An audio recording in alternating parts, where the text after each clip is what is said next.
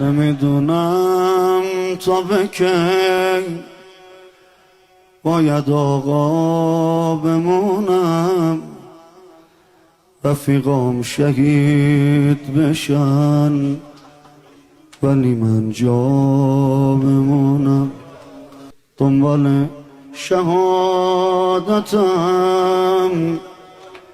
ولی عرضه ندارم، یه نگاه به من بکن، میدونم گناهکارم.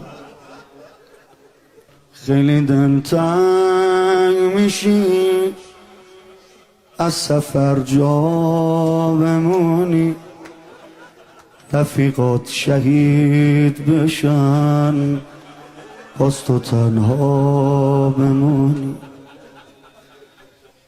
اونقدر آشوبم که دلم آروم نمیشه، پرسیدم تو کی میری، چی بگم روم نمیشه.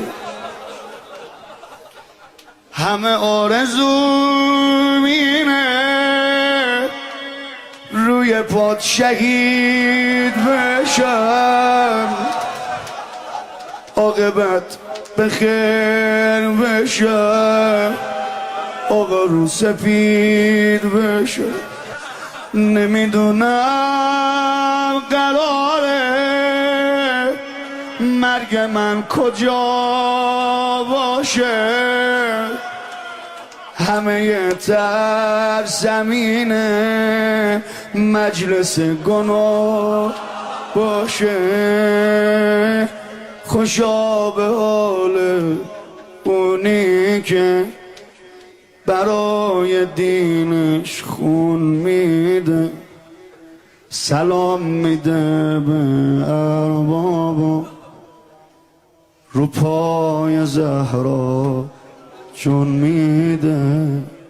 خوشا به حال اونی که برای دینش جون میده، سلام میده به اربابا.